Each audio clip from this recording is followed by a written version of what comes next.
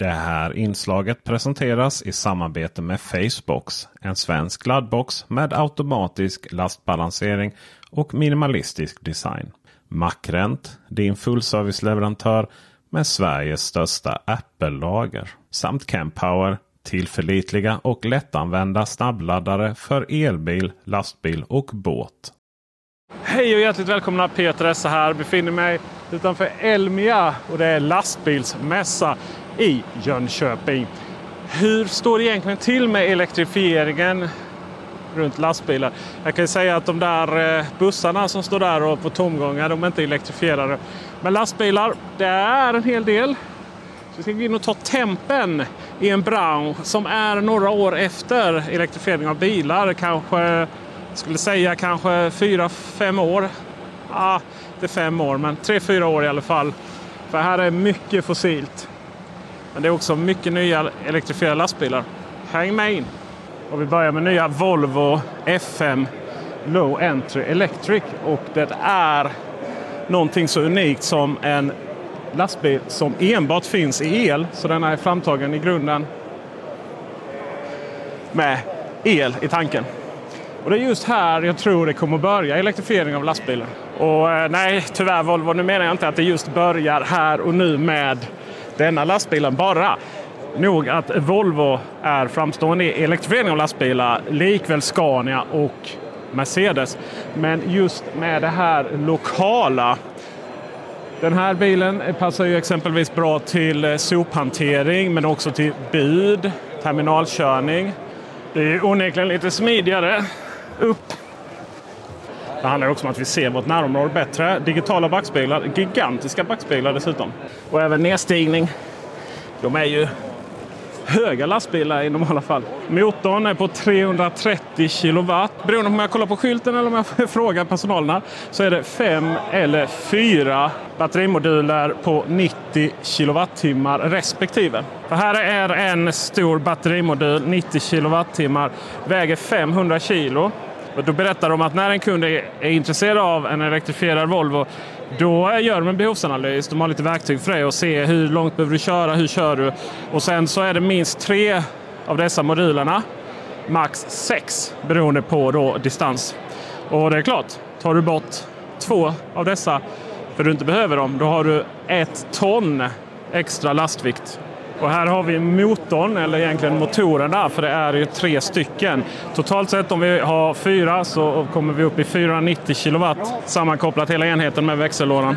Kopplingsfri sådan. Och vår elektriska lowrider där borta saknar den nedersta. Därav att den har lägre motoreffekt. Här bakom mig har jag istället de stora ballonsen som kör varor mellan städerna. Det är intressant för den har samma drivlina som den andra, men modulerbart då, så den har större motor, den har 6 stycken batterier, 90 kilowattimmar.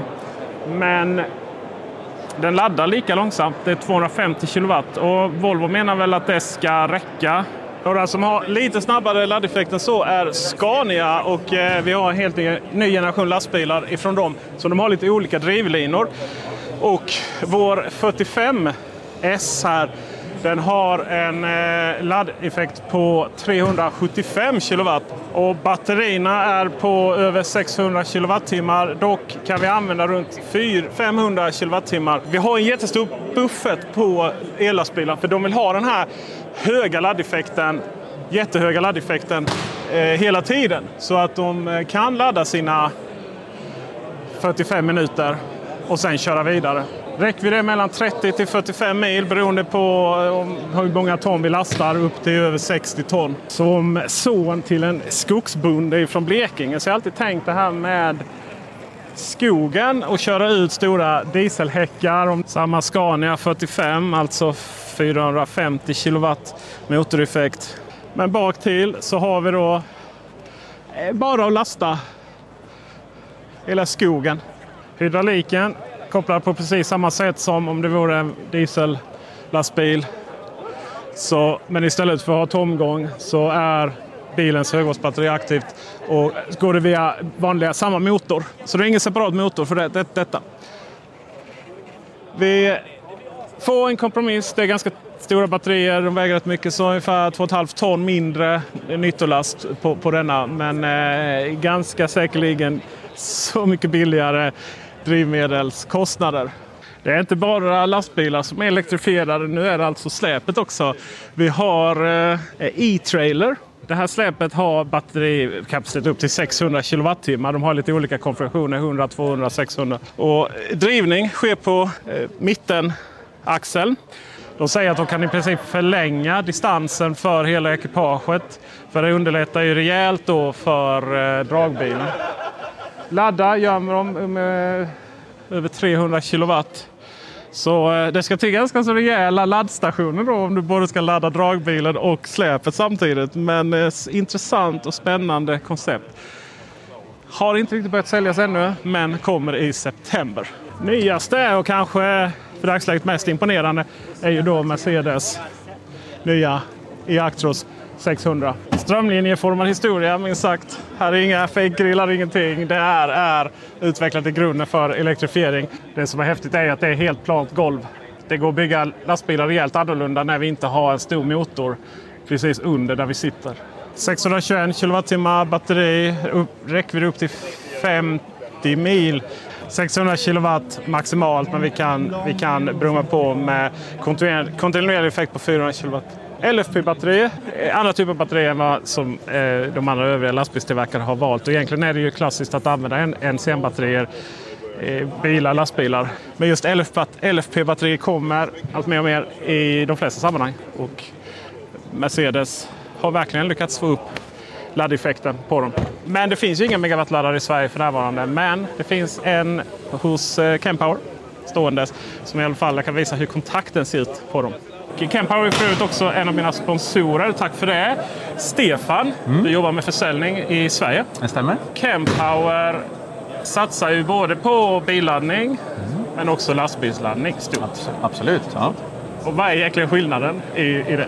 De flesta lastbilar och märken av lastbilar har ingen ombordladdare. Så att det de i princip uteslutande efterfrågar är ju DC-laddning till att börja med. Och sen så är det väl inte sällan att de efterfrågar kanske lite högre effekt också. Och kan också ta emot högre effekter än vad en personbil klarar av. Men sen så pratar vi ju för många kunder på lastbilssidan så pratar man ju över nattladdning också. Och då är det ju effekter om mellan 25 och 50 som skulle kunna räcka till faktiskt. Sen har du destinationsladdning, då pratar vi vid ett omlastningslager kanske. Och där behöver man väl lite högre effekter, kanske gärna 250-350 liknande. Och sen det här sista området är ju on-road. Och det är väl inte så utspritt ännu, även om det kommer faktiskt. Och där har vi ju också runt, om jag säger 400 kilowatt kanske, som man behöver för att det faktiskt ska hända någonting. Just 300 finns ju bilar som klarar, men inte så många. 400 då är vi uppe i lastbilar. Ja, precis. Och laddkurvan på de flesta lastbilar är väldigt rak. Ja, det är väldigt rak. Ja, ja, så att de kan ju ta emot så hög effekt under så lång tid. Ja. Ja. Och vad krävs då skillnad i... För ni har olika laddstolpar. Här ser vi några 800 volt stolpar exempelvis. Ja, lite högre. Vi har ju en serie som heter 500-serien. Den har ju multivoltage eller adaptive voltage. Och sen så har vi en 800-serie. Och det är det de efterfrågar skulle jag säga. Är det samma satelliter i de här, vi pratar över nattladdning och så, som de som behöver ladda lite hela tiden? Absolut, det är det faktiskt. Det vi har är att vi har någonting som heter Control Unit. Det är ju en laddlåda. Vi ser den faktiskt där uppe, den silvriga boxen där. Den börjar ju bli populär på depåer typiskt. Depåer har oftast ganska trångt. Då är en sån lösning väldigt smidig att ha då. Man kan även sätta den på fackverk. Om det är så att man backar in till en kaj eller liknande så kan man placera en sån då. Och vad får den sin effekt från samma... Alltid hjärtat hos Kempower är ju vårt kraftskåp. Så att det spelar egentligen ingen roll vilken utav satelliter man väljer eller om man väljer en control unit som vi kallar den boxen där. Så hämtar den sin effekt från kraftskåpet. Vi har ju någonting till där borta. En MCS. Just. Alltså den är ju helt enorm. Helt enorm. Ja, den där är stor. Ja, Och det är för att få plats med en hel del effekter. Exakt. Behövs 1000 kilowatt? För de lastbilarna jag har tittat på, de är 250 kilowatt på Volvo exempelvis. Ja. Varifrån behovet kommer detta, tror vi? Jag tror så här att istället för att lägga på så mycket kilowattimmar och så stora batterier som man bara kan på lastbilar som väger ganska mycket och det kostar ganska mycket, så tror jag att man kommer att försöka hitta ett läge där man kan installerad effekt på en lastbil ska vara optimerad utifrån att man under 45 minuters tid kan ladda så pass mycket att man kan fortsätta den sista halvan av arbetsdagen. Så du har 4,5 timme, sen har du 45 minuter lagstadgad vila och sen efter det så kan du köra 4,5 till. Om man kan kräma in så mycket det bara går under de 45 utan att för den skulle gå över de 45, för då börjar det kosta liksom. Så är det som är nyckeln till att man kan ha mer långväga transporter som blir elektrifierade. När tror du vi får se en sån här på svensk mark? För vi har fortfarande inte någon installerad, va? Det finns ingen installerad idag, det gör det inte. Jag tror att vi kommer att se en sån här installerad på svensk mark på den här sidan året, faktiskt. Och det kanske kommer vara Hedin Superchargers i vilken ort? Linköping. Så se till att prenumerera när det är dags att testa den. Då kommer jag med lastbil. Jag måste ha lastbilskörkort först. Hitta en lastbil som klarar effekten. Och så drar jag dit. Så prenumerera, ge en tumme upp. Så hörs vi och syns vi. Länkar till Kempower, länkar till alla lastbilar i beskrivningen. Hej!